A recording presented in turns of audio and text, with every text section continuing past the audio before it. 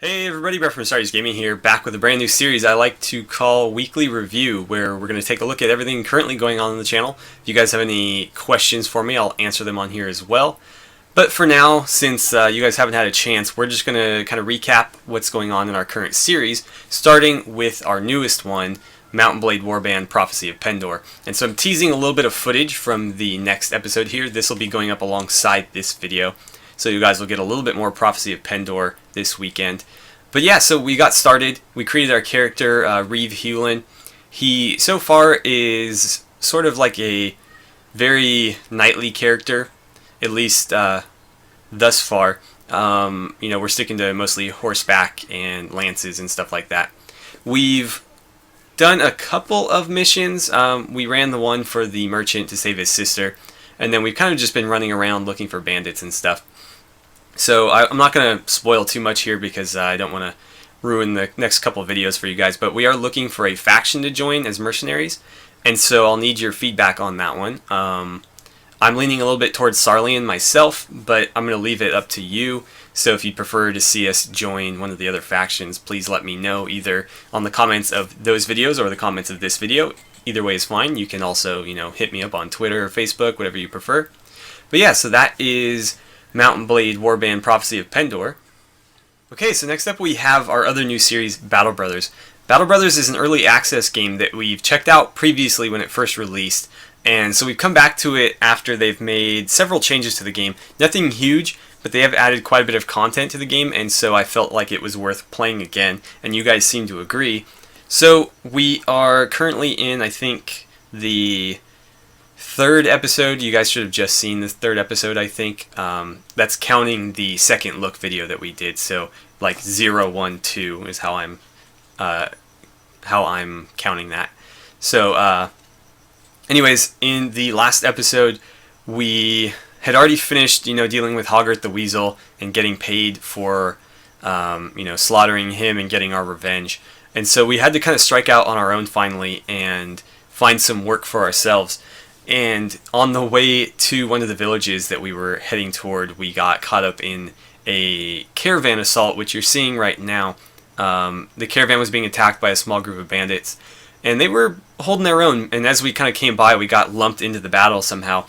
And so we got a couple kills in. More importantly, we got some loot from it. But it didn't cost us any soldiers. We didn't take any damage, so that went pretty well. But once we arrived in the new village, we heard that some of the people were disappearing and dying, and so they offered to pay us a tidy little sum to go hunt down and kill whatever it was that was causing it. And so we found a pack of direwolves that I had not seen before. It was one of the new enemies that they had added. And we did alright against them. We didn't lose anybody, but we did get a little bit scratched up. But we were able to hold a pretty decent shield wall and take advantage of our spears and kind of hold them off, make sure they didn't beat us up too badly before we took them out. And so from here we're going to have to find another source of work, but our guys are starting to get a little bit of experience under their belts. We're starting to get a little bit better gear to spread around between them. So overall things are definitely looking up, but we need to stay on the income, make sure we're constantly bringing in more money so that we can afford better soldiers and better gear to keep them alive. Okay, so next up we have Total War Warhammer. We've got two Warhammer series running right now. The first being the Dwarven campaign, where the orcs are giving us a little bit of trouble.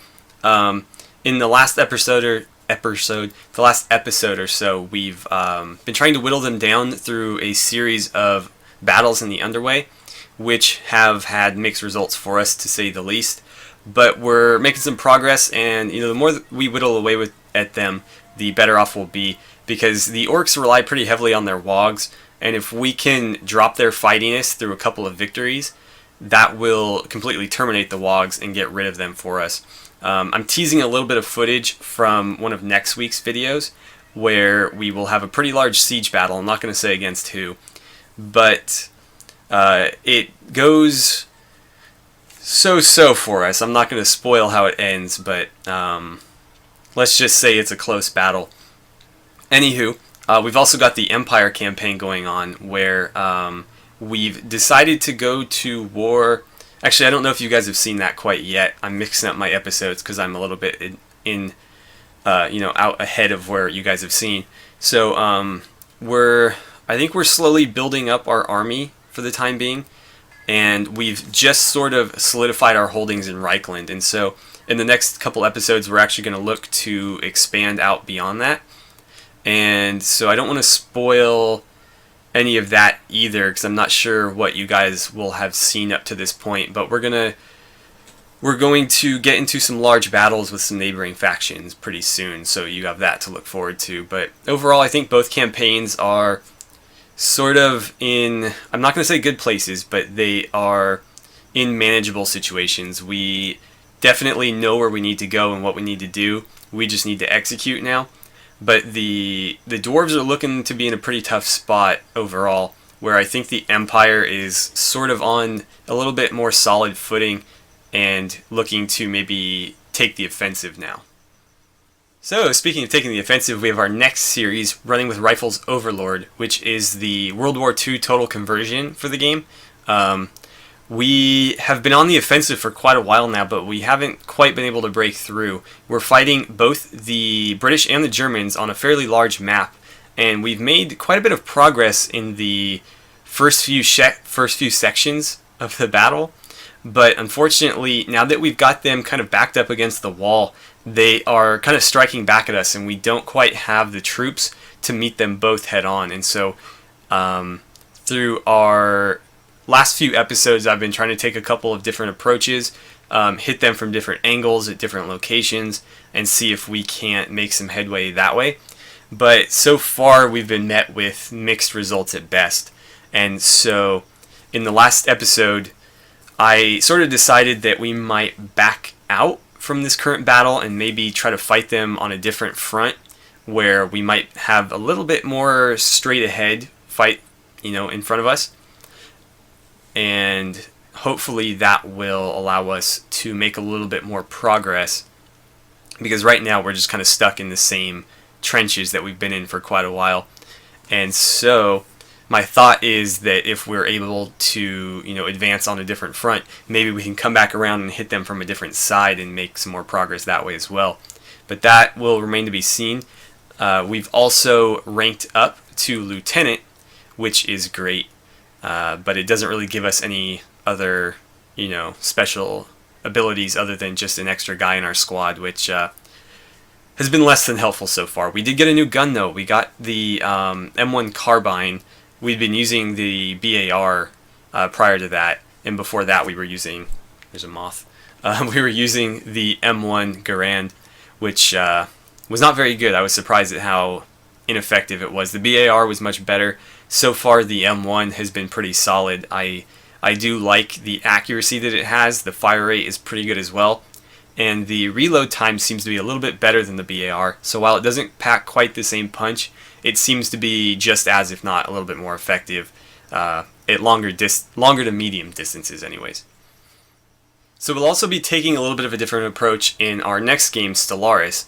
In our current Stellaris playthrough, we have had a little bit of trouble with the Pendulorians, and so we've decided to throw them into their own sector, which eventually we're going to try to let them govern themselves. We're not going to give them complete autonomy and independence, but we are going to at least try to give them their own governor and maybe appease them a little bit. And then also our longtime consul and ruler, I think his name is like Baram Den Adazga or something. I'm probably butchering the pronunciation as well, but he, I think, was our consul for the last 10 elections or something ridiculous. I don't think he was ever not our consul, except for maybe at the very beginning of our playthrough. Anyways, he died, as you guys will probably see, I think a couple days or so before this. In fact, you may have seen it, I think Friday is when the video went up. So we had to go a new direction with a new ruler because he is obviously no longer available to us.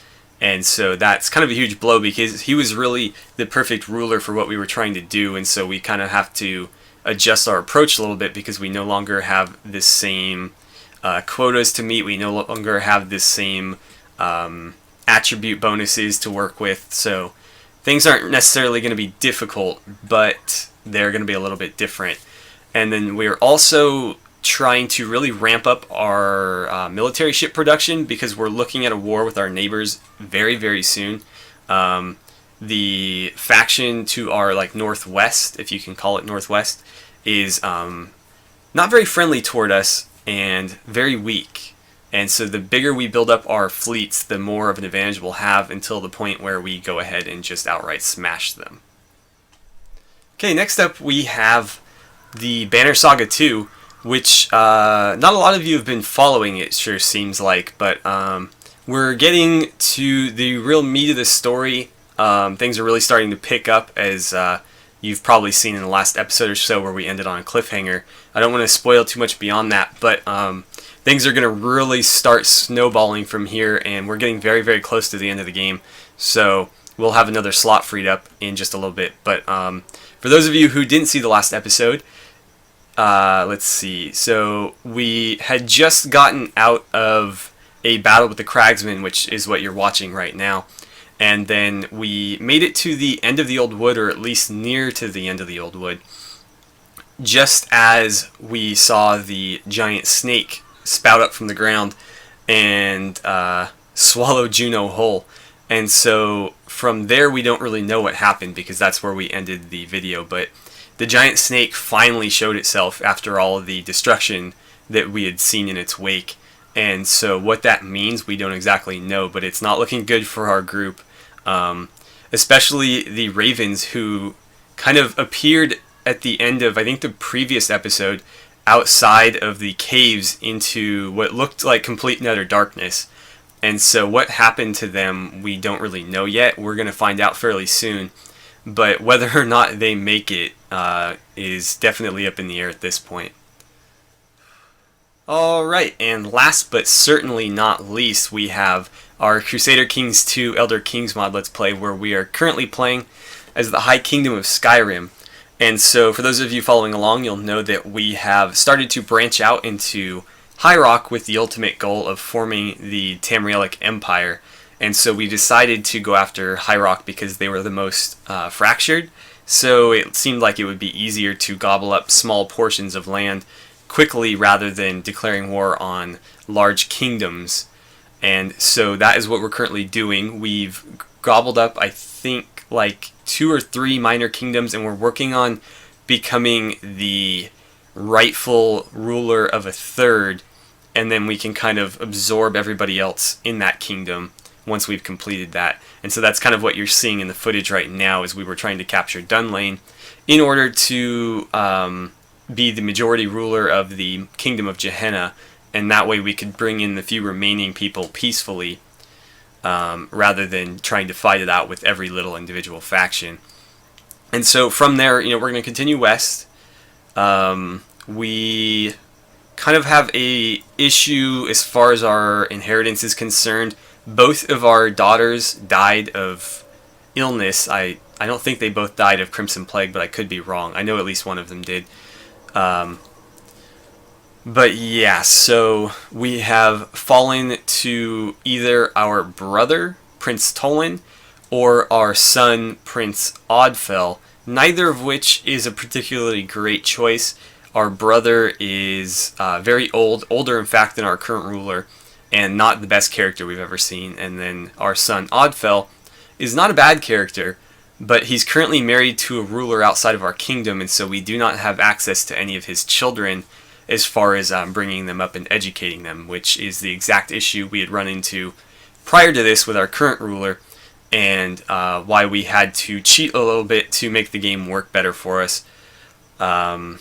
So yeah, we've got a little bit of an issue going forward there. But overall, we're pretty much steamrolling anybody we come up against. We're probably the strongest faction in Tamriel right now, except for maybe some of the elves, like the Dark Elves, who are more or less united, as well as the High Elves. But I don't see them posing much of a threat, especially if we go through both High Rock and Hammerfell first, because both of those guys are fairly weak. By the time we have all of that consolidated, I don't think anybody's going to be able to stand in our way. So that pretty much does it for the weekly review. again, this series is going to be kind of whatever you guys want out of it. I'm going to recap all the different series that we've got going on currently, but we can also do Q&A type stuff or whatever you guys would like to see. But yeah, so I think that'll do it. If you have any questions, please let me know in the comments of this video or any other video. Oh, I've also launched a Patreon account, so if you guys are interested in contributing to the channel, you're welcome to do that. I'm not going to do any kind of paid content, BS or anything like that. If you want to donate, you can, but it's definitely not obligatory or anything. I'm only going to mention it this once, and I'll have links to it in the description, and I think on the channel page where the little tiny icons are, I think I've got it on there too. So yeah, as always, thank you guys so much for watching. Don't forget to like and subscribe if you enjoyed the video or any of my other videos. Please feel free to share my videos however you guys see fit, and I will see you guys back here for our next weekly review.